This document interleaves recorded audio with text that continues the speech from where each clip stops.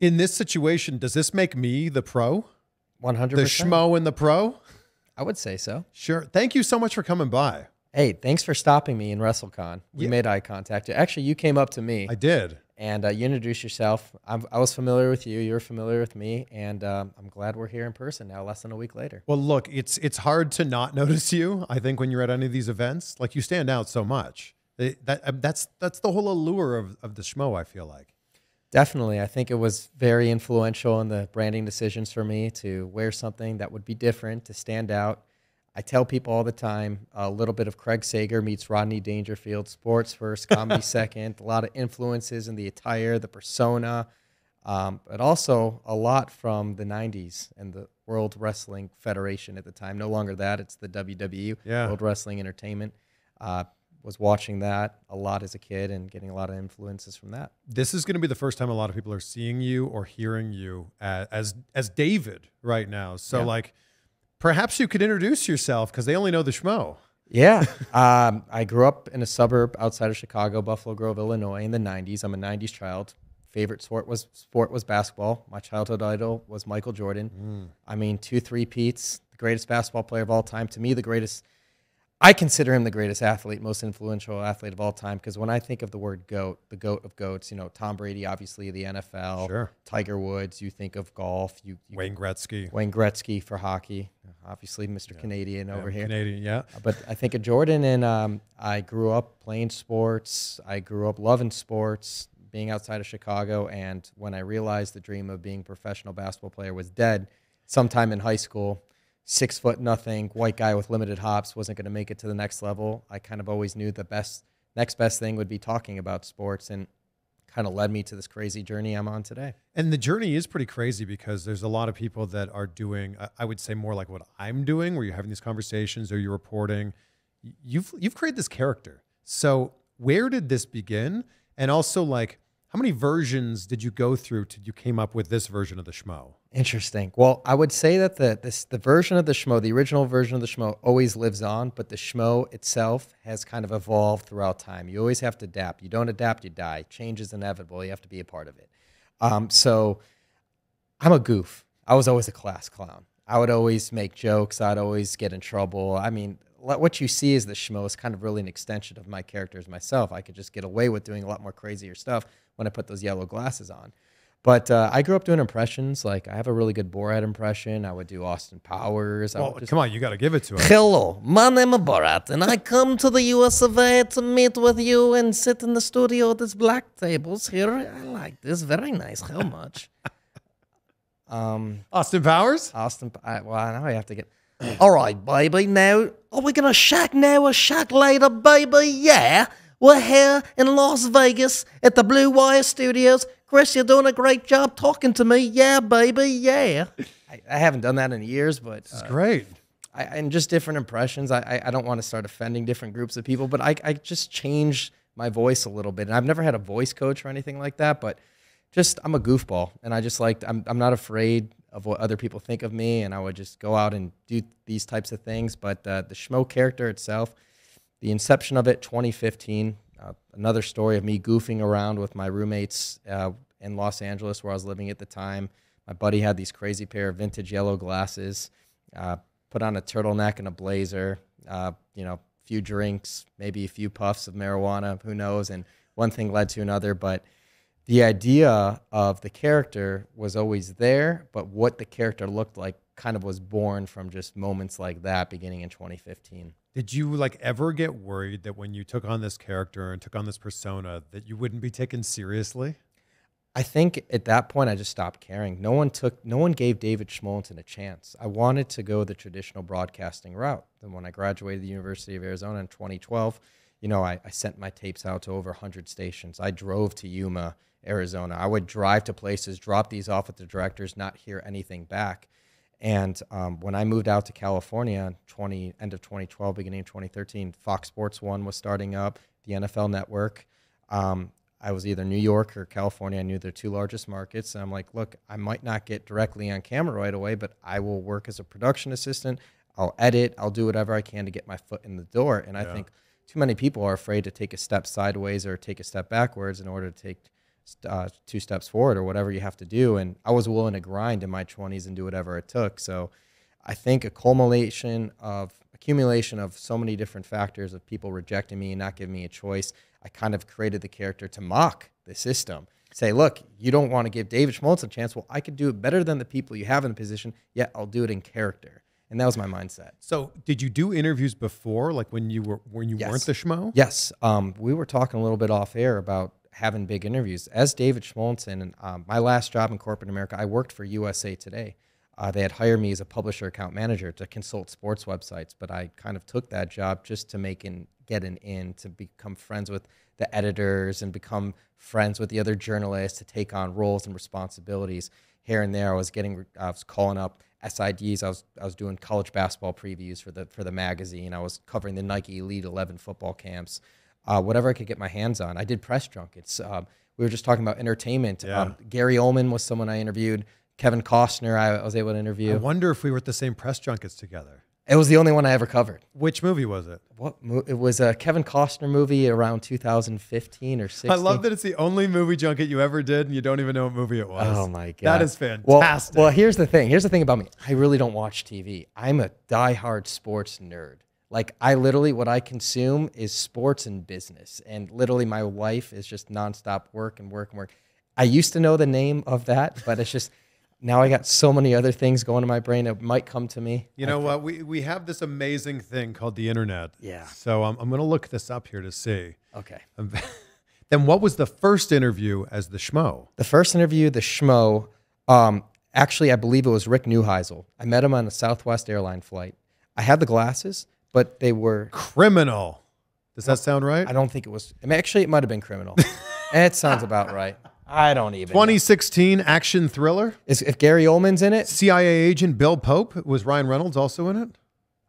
If Gary Oldman was in it. Okay, that's the movie. Okay. It's Criminal. That was the movie. Ryan Reynolds wasn't at the junket, I don't believe. Or at least I wasn't on the list for that part. So the first interview was Rick Neuheisel. Met him on a Southwest Airlines flight. He was college football analyst for CBS Sports, former college football coach for the Huskies, for the UCLA Bruins. Saw him on the flight, told him what I was doing, because I kind of started doing my Schmo shtick also while I was working for USA Today. I had them build a set for me, and I started getting a part of the car wash. Athletes would come into Fox Sports, ESPN, Los Angeles. Then they come see NFL Network, and then they come see the Schmo at the USA Today studios over there. But yeah, I went to his living room. He played his guitar, and that was the first one. But then the first athlete I brought for the Schmo and the Pro in that USA Today studios, yellow glasses, everything, Jerry Hairston Jr. Wow. These are great. Do people ever compare what you're doing to Nardwuar? I get that a lot after I created the character. I think I first heard it, people in MMA saying, oh, you're just an MMA version of Nardwuar. And I start getting really offended by this kind of stuff. And then I looked at what he does, and I could see why from just a very basic level people say that, because he's a character. Yeah. I don't know if it's his real voice or not, but he does it in music. But for me, I do this in sports. I had no idea who he was when I created the character. My influences are from the Chicago Second City legends, where I grew up, the John Belushis, the Chris Farleys, the Mike Myers, who created Austin Powers, right? Those are the influences I have. And when I say Craig Sager meets Rodney Dangerfield, like, I have so much respect for old school stand-up comedians, and just being an overall goofball myself. Like, I feel like I took just a flare of my personality, and I feel like it's a lot of people's childhood dreams to be able to have conversations that are free-flowing, where they can kind of say whatever they want. I feel like the Schmo is my way of masking that. Did you ever, like, if these were your influences, did you ever think about getting into stand-up? I think I'd be doing myself a complete disservice if at one point I never did stand-up. I'm 100% going to do stand-up at one point, probably sooner than later. As you or as the Schmo? It's got to be both, or at least the Schmo for sure. Yeah. I mean, I have too many good stories. But yeah, stand-up is a 100% on the cards. I feel like in the world that we're in here, broadcasting, podcasting, YouTubing, content creation, whatever you want to call it, when you can add that other layer on there of what is comedy, whatever it is, comedy or being on a reality show or hosting a TV show, that like takes you to another level. For sure. And, you know, and it's funny you mentioned that, taking you to another level, because no one wants to be stagnant. Like I didn't create the Schmo to just be associated as an MMA journalist. In fact, like MMA wasn't the first sport I covered as the Schmo. In fact, if you look at combat sports, boxing, I started interviewing boxers before mixed martial artists, and even NFL, NBA. Like the Schmo is an entertainer. I just love sports, but there's no limit. Like it's called the Schmo and the pro. Everybody's a pro. Like right now, you're the pro in this situation. I'm still the only because Schmo. I'm sitting on this side of the camera. That's the only. If you sat over here, you'd be the pro. That's how it works. Yeah, and it's you know, I because I've been able to interview some entertainers too. Like Snoop Dogg was someone that was on my bucket list, and Ice Cube I've interviewed too. Yeah, going into that musician world. But I mean, it's funny because I interviewed Snoop Dogg. We're talking about Triller and Fight Club and Jake Paul. I interview Ice Cube. We're talking about the big three, so we're talking basketball. But those are just my interests. it's interesting because a lot of people look at you and assume that you're just an MMA journalist, and you're right. Like you started in, was it basketball and football? Yeah, and so I mentioned Rick Neuheisel. That's football. Jerry Harrison Jr., first in series of Schmo. That's Major League Baseball. Yeah. So I think that this is it's interesting because it's kind of happening to me too, where like I've interviewed a lot of wrestlers, and then people go, "Oh, you just interview wrestlers," and I'm like, "Oh no, I've also interviewed all these other people from different walks of entertainment." Who's on the bucket list for you now? It's Michael Jordan. Okay, we mentioned that earlier. Okay, who's on the UFC bucket list? The only UFC fighter that I have not interviewed that 100% is on the bucket list is, for some reason, it's Conor McGregor. Why hasn't this happened? I have conspiracy theories in and out, but inevitably it's going to happen. It took some time for me to be able to interview Khabib. It took time. It didn't happen right away. He had to retire first, but I ended up I ended up interviewing Khabib. So everything in life is timing. A lot of things in my life have never happened on my time, never when I want it, but good things happen to those that are patient, and be ready for the unexpected. But when the unexpected comes, you better damn be ready. You've had exchanges with Conor at like press conferences. Yes. So I don't count those, but I've You definitely, can't count I've those. definitely asked him questions. He knows who I am. There's no doubt about it. Let me ask you this. We know that these last 2 years have been kind of strange with interviews. Yeah. And, you know, I had to resort to doing Zoom interviews, which I'd never done before. Every interview I'd flown to the person and done them in person. And I got into an interesting discussion with my friend. Like, if you did a Zoom interview with somebody, did you actually meet them? And I was saying no, and he was saying yes. And I think that the truth is maybe possibly somewhere in the middle there.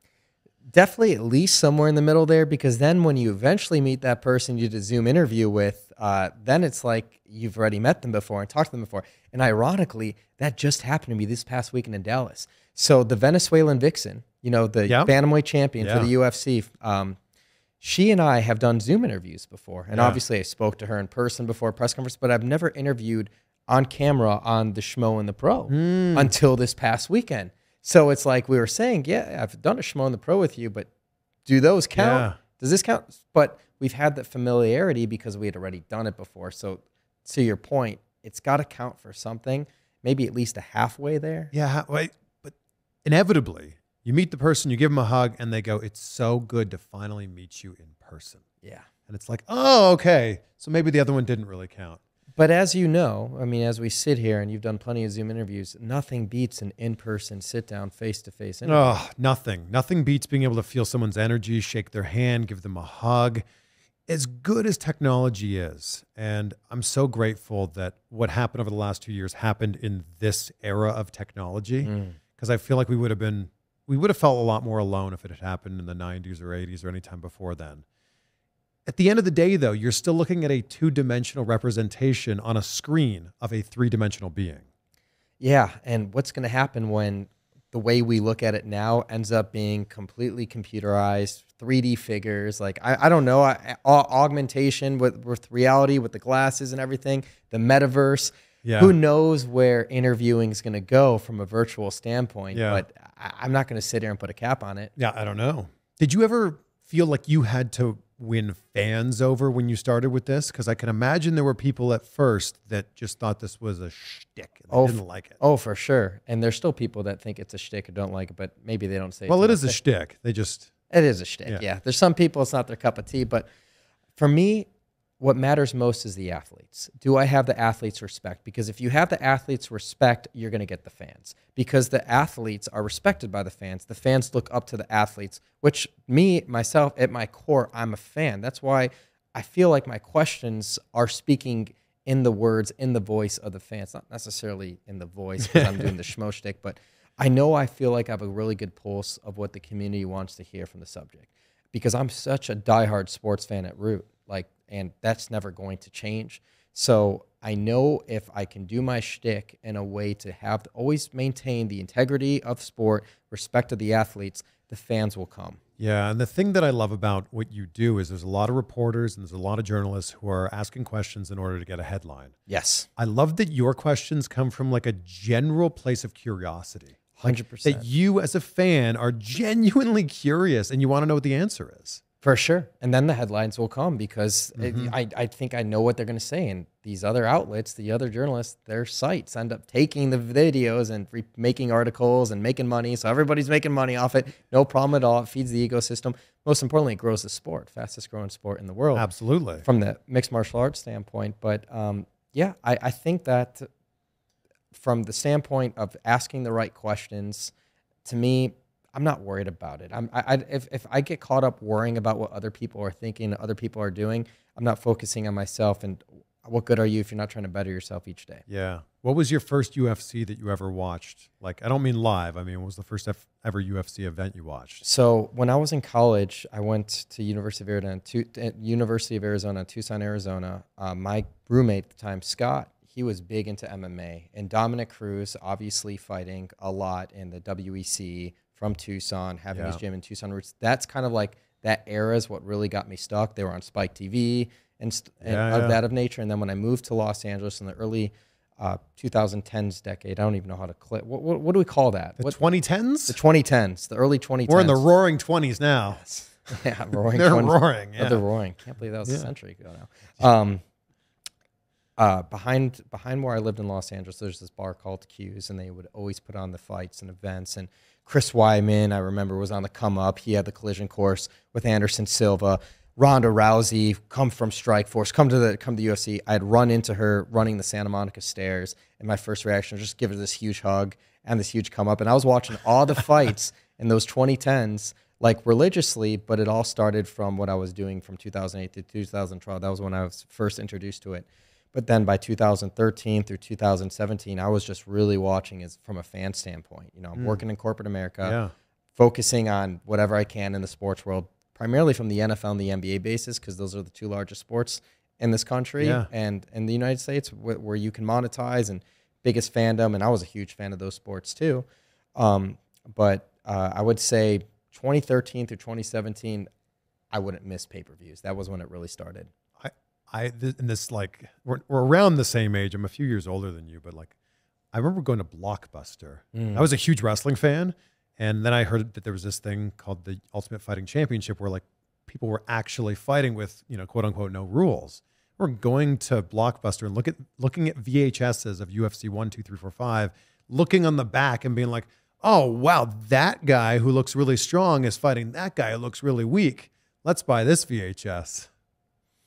It's crazy how far this sport's grown. So in such a short period of time, too. It's like 30 years old. Yeah. And fastest growing sport right now. And just think about, and I say this to people all the time when we're covering people I'm close with. It's like, think about where the NFL was, the NBA was, Major League Baseball by year 30 and where they are now. They and were look like, where the UFC is. They were like leather helmets still. Exactly. Yeah. And look where we are now and look where it continues to grow. Like back when we first started watching this sport, fighters didn't have a dedicated gym. Like there was no like American Top Team where you have your jiu-jitsu, your wrestling, your biking or boxing.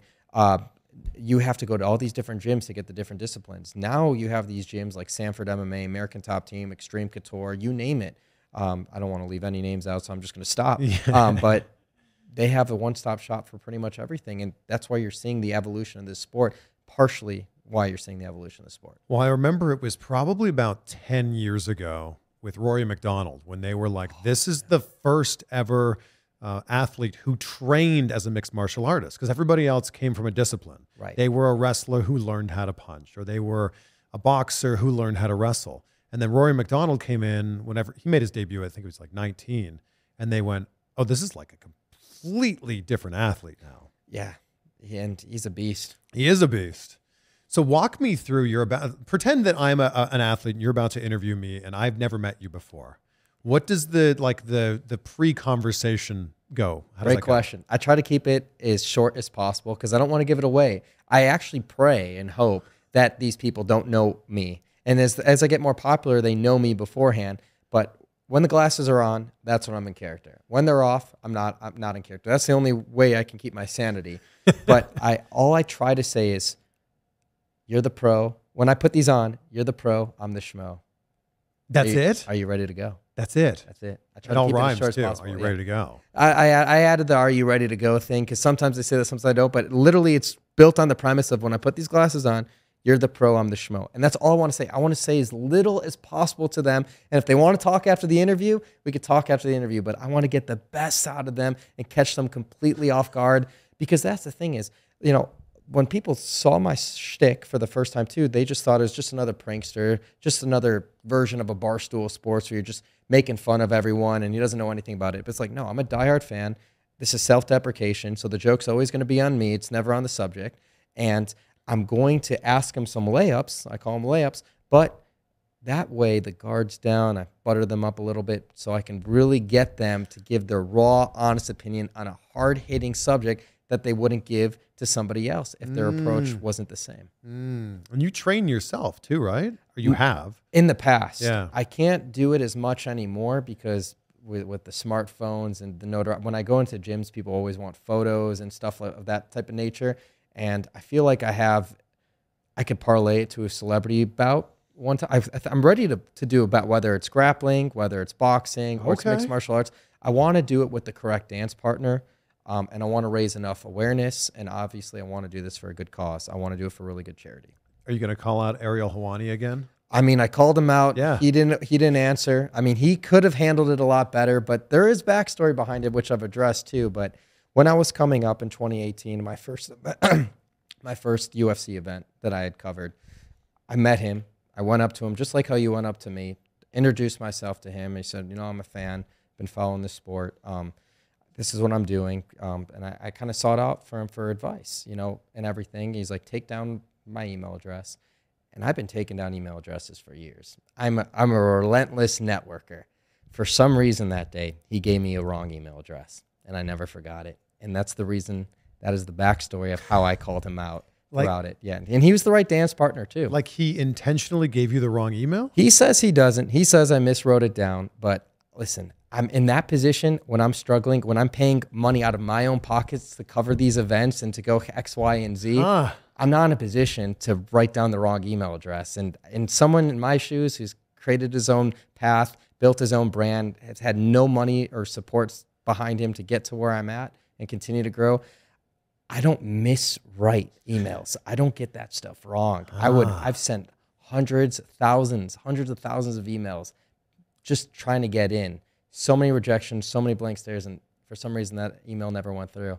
Then I confronted with him and I showed him that email, I remember in December of 2019. But all in all, what did he say? Nah, he didn't want it or doesn't want the fight. I mean, he'll never on public say anything acknowledging the call out, the charity grappling. And then I moved it to basketball, to a charity basketball game. It was never about punching people in the face. It wasn't a who's a stronger man type thing. It was, no, let's do something. We're two huge names in this sport. Let's do something for charity. Let's raise up the cause. Like this is for the fans. Yeah. This is for the athletes. This is a good thing.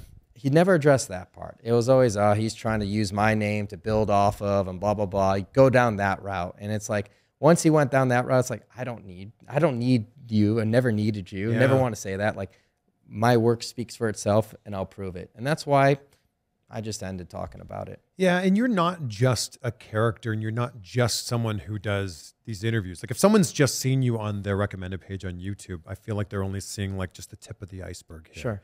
What else is the rest of the iceberg here? Yeah, I mean, I'm an entrepreneur. I'm really good with business. I'm really good with marketing. Like brand building is something I obviously excel in because a lot of people can call themselves a social media expert, but anyone could be an expert when you're taking the NFL or a huge property that's already got millions of fans and followers. But if you could start something from zero and scratch, have no push or money behind your back, nobody to help you out except for yourself, and you believe in yourself, to the point where you're willing to do whatever it takes. You invest your own money in yourself over and over again. You bet on yourself. That's what it's all about. You know, I'm a fearless. I'm a risk taker. I just love to wake up every day, talk sports, and make people laugh. That's the premise. So there's the YouTube channel, which I think is kind of the gateway for a lot of people to find out about you. That's how I found out about you. What else? What else do you have then? Instagram, TikTok, Twitter, everywhere for social media. The only one I really am not active on is Snapchat. I just feel like who needs to be on Snapchat? Instagram has all the features. TikTok's big on that. Instagram just keeps stealing from everybody. Yeah, they really do. Yeah. And Instagram's owned by Facebook, so that's all linked to it. But Instagram and YouTube are my two largest platforms. I still don't know what the hell I'm doing on TikTok, but it works. Right. Then that's all that matters. Right. Yeah. But what are the other things that are like part of the business? What is part of the business of being the Schmo? Schmo, sure. So as part of the Schmo, I'm wearing my Schmozone t-shirt, or I do a weekly podcast with Helen, my better half. Well, people can go listen to that wherever they're listening to this. Yes, they can listen to that wherever. And it's also on the YouTube channel. It's just not as often as the Schmo and the Pro, but the Schmozone podcast. It's on the same channel? It's on the same channel. I talk like this, but obviously we always have an athlete or a guest, so people aren't always hearing the questions that you bring up, because, you know, I just figured it will happen over time. And here we are in a situation like this where you're a good guy, you have a great platform, and we're having a conversation. And so the Schmo Zone, and then about 6 months ago, I started the Triple C and Schmo Show, which is its own YouTube channel with Olympic gold medalist and double champ in the UFC, Henry Cejudo, in the flyweight and bantamweight division, where I am the Schmo. I also do a Tuesday night trivia show with the Instagram page Fight Club, which is partially owned by Michael Bisping, and just MMA trivia questions. I work with UFC Ultimate Sound, which it's called ACX, which is a music partner of the UFC, where it's a music segment where I interview the athletes, the MMA fighters, asking them about their walkout music, their favorite artists, and stuff like that. And I'm probably missing some other things, but I mean, I have my hands dipped in a lot of different levels there. Sounds to me, just from the outside looking in, that you're spreading yourself pretty thin here. I'm starting to, but because a lot of this you're not even including it. A lot of this includes a lot of travel. Oh yeah, we travel. I travel pretty much at minimum twice a month. Like you and I 3 days ago were in Dallas. Yes. Yeah. And sometimes I could be a space cadet where I could forget these things. Yes, I would be in Jacksonville right now, but Henry Cejudo and I are going to be hosting a watch party on Millions.co Saturday evening, live reactions to the fights. Then we'll do our show, the Triple C and Schmo Show, afterwards. It's a post-fight breakdown of what just went on. So we'll be in Arizona. I'm probably going to go to San Jose next weekend for Bellator. There's a huge Bellator card, and Bellator, they need to do a better job promoting themselves. But you got AJ McKee, who's their #1 pound-for-pound guy. He's got the rematch with Pitbull. You got Corey Anderson fighting Nemkov for the light heavyweight championship. I mean, they have some great matchups. They just got to market better. I'm going to cover that. I know there's some boxing coming up here in Vegas. Top-ranked Shakur Stevenson, Valdez. That'll be the 30th. So I'm not just UFC. I'm wherever. And the NFL draft will be here at the end of the month. I'm going to do that as well. Man, that's a lot. It's a lot. Have you seen any like Schmo imitators? Yeah. I think Helen laughs at me all the time, but there's a lot of, I'd say, journalists that are trying to do a lot of things that I'm doing. And I think imitation is the best form of flattering. But if you're trying to copy someone, you're always going to be 2 steps behind them. Why would you want to be 2 steps? I've seen people trying to, I have this little schmo stash. And by the way, it took me 31 years of life before I could finally grow facial hair. I try to do a little schmo stash. Congratulations on hitting puberty. I appreciate it, man. Some people, it's 13, 16. Others, it's 31. And I fall in that category. So whether it's just growing a little stash or slicking their hair back, I started to grow this Schmo hawk out because everyone started doing the fade with the lines. And I'm like, I got to switch up the look a little bit. And then I started noticing media members wearing turtlenecks. That no media members were wearing turtlenecks and blazers when I was doing this. Nobody in general is wearing a turtleneck, really. Unless you're The Rock in that classic photo. Yes, The Rock, but he didn't have a blazer on and he wore a chain. The Schmo hasn't worn a chain yet. And but The Rock's the man. I love The Rock. The Rock's on the bucket list too for interviews. He is the best. If you have the chance, it will be the greatest interview you've ever done. Amazing. Yeah. Goosebumps. Who has been the best reaction? If you don't tell people what's going to happen during the interview, what's been the best reaction when you just like go right into it? Sure. I've had a priceless reaction from Tyson Fury. The first time I interviewed him, we were singing like Smash Mouth, All Star, because he's a great singer. He's one of the best interviews I've done, larger than life. Bill Walton, complete legend. You know, I'm a huge NBA nerd, so interviewing Bill Walton and getting his reaction and becoming friends with him over the years, that is always very meaningful to me. The most viral YouTube interview I have right now is Yoel Romero. It was actually at the Super Bowl in Miami at the Radio Row, which I think, by the way, Radio Row is the best week for interviews in all professional sports. You get everybody there. Everybody's That's there. my favorite. Are you getting credentialed for yourself? I'm credentialed for the Schmo Zone. That's incredible. Yeah. Wow. And I think that this is also something that anybody that's listening to this or watching this right now that wants to like be in this position that you're in or that I'm in needs to realize you can build this up on your own. Correct. But when I got in, I wasn't credentialed on the Schmo Zone. I was credentialed under independent broadcasting station. They needed a sports reporter, so I was filling in for them. And that's how I was getting credentialed. Wow. I would ask you who your favorite interview's been, but I feel like that's like really cliche. So I'm going to ask you, what's been your favorite schmoment? My favorite schmoment. And I love how you put that, by the way, because I've had a lot of great schmoments. Mike Tyson's probably up there. I recently was able to play basketball with Floyd Mayweather. That was a bucket list of schmoments. Wow. How does that happen? I don't know. I don't know how that happens. I don't know how I get invited to something like this. A lot of the best things in life just happen completely randomly. When I interviewed Bill Goldberg, because Goldberg, 173, at one point, who's next? Yeah. When I had him meet me for the first time and grab my neck and throw me off, and when I said, "Who's next? You are Schmo," and he pushes me off camera with it, holding my neck and everything, I thought that was fantastic because that was just a piece of my childhood coming to life. I'll give you a great Goldberg story. Yeah. I did an interview with him a few years ago, and my friend is his manager. So we did this interview, and we were at like a charity event. There was like a barbecue thing going on, like jumping castles. And I go to my friend, I go, "Do you think Bill would put me up in the jackhammer?" He's like, "I don't know. I'll ask him." "Hey, Bill, would you put Chris up in the jackhammer?" He's like, "Sure." Comes over, and like literally 3 seconds later, I'm up in the jackhammer. And it got hundreds of thousands, millions of views online. It's amazing. That's fantastic. That's fantastic. That's what makes it so much better. Like when you could do things like that, like you're reliving the best moments of your childhood. Yeah. And then the last one that also comes to mind is when I was throwing popcorn at T.O. And I think Terrell Owens is one of my, to me, I credit him in the early stages of the Schmo. He was the third guest I had on the Schmo and the Pro. Wow. He's what put me on the map. Like in terms of, NFL players like, he had T.O. on? I'll come on the show with him and stuff like that. And T.O. just throwing popcorn, doing the sit-ups and push-ups on the driveway. And we've had a great relationship ever since. So that's definitely up there for schmoments. What's your advice for somebody who's trying to get into this? Because I think it shifted a lot, right? Like you and I came up in the era of the quote-unquote traditional media. Yeah. Where you had to be with an outlet. Yeah. Now it's completely different. It's completely different. You have to be willing to take a step sideways or a step backwards in order to ever move forward. And that's what I tell people all the time. And no event's too small. People ask me all the time, how do I become an MMA journalist and stuff? Reach out, find out who the closest regional scene is. Find out who's running it. Offer to do it for free. Mm-hmm. I work so much for free in order to get in. There are so many times where I've struggled to make money just to continue the journey that I love. And if you truly love this, you will find a way. You have to be dogged. You have to be consistent. Consistency is key. If you're just trying to start a podcast or start a show and you do it once here and there and your audience does not know when to tune in and you're not consistent, they're going to fall off the map. You can never build it that way. So believe in yourself. Self-belief is huge. Have the confidence, have the consistency, and go out and just do it. And you can't be afraid. And sometimes you just don't see results. I remember the early days of the Triple C and Schmo Show, and we're still growing this. I remember our producer, he's like, we don't have enough subscribers and stuff like that. And I said, hold the phone here.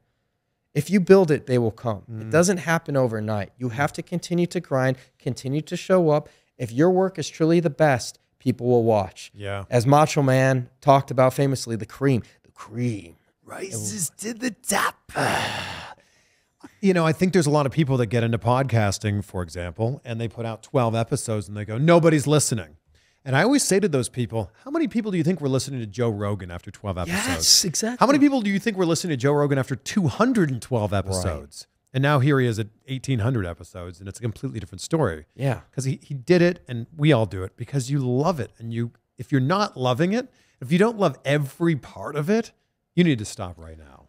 Oh, for sure. And like, I didn't start having success in terms of the character and everything until I taught myself how to edit. I was so reluctant for years and learning the editing process. You have to learn everything. You have to be willing to swim in the muck. There's going to be great days. There's going to be shitty days. There's going to be things that you hate to do. But if you love what you're doing, as in you want to get somewhere, you're going to have to enjoy the process. You're going to have to embrace the process, even the parts that you don't like. Yeah.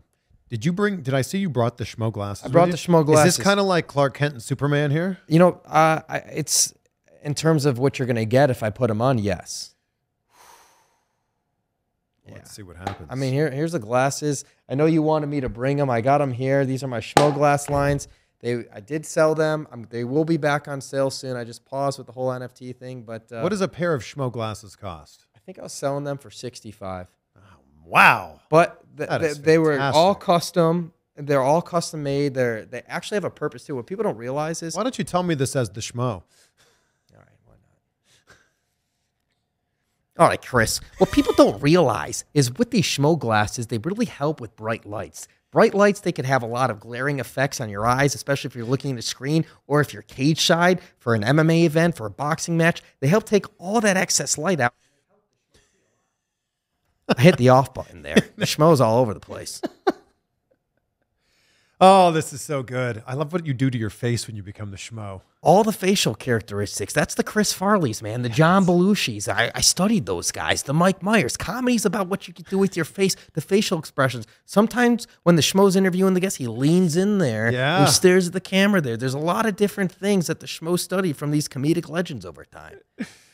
Okay, can you take the glasses off for a second? I have a very serious question that I want to end with. Yeah. I've loved this, by the way. David, thank you. Schmo, thank you so much.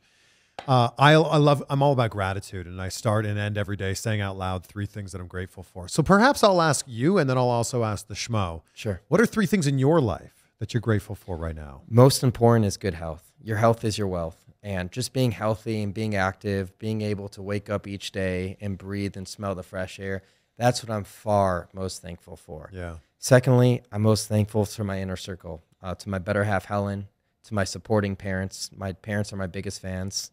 My younger brother, my immediate family, my close friends that always believed in me, even when I was struggling through the darkest days. They know who they are. I'm grateful for them. And then, most importantly, I'm just grateful for good human beings. Good human beings, the athletes I interview, the fans that support everything I'm doing, and just people that are willing to show compassion, show empathy to others, and make this world a better place. Because I feel like with all the noise and the social media and the situation we're in, having the pandemic, having the situation on Russia. I don't talk politics, by the way, because immediately to me, you talk politics, that divides half your audience. Absolutely. You'll never hear me talk about politics, but I just think there's so much negativity in the world. So I appreciate the people that go out of their way to keep things positive. I just want to acknowledge you, like all of the hard work that you've put in for you as David, but also for you as the Schmo, all the hard work that you've put in, it's all paying off. So I just want to acknowledge you for like all those things that you did for free, or all those things where you were paying your own way to get there.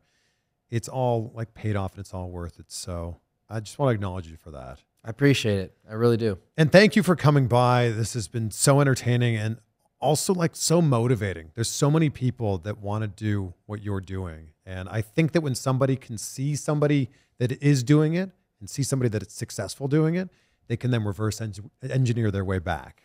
And I'm willing to help anyone who's willing to put in the work. But so many people say they want it, but how bad do they really want it? Yep. You have to be a dog. Yeah. Thank you so much. Thank you.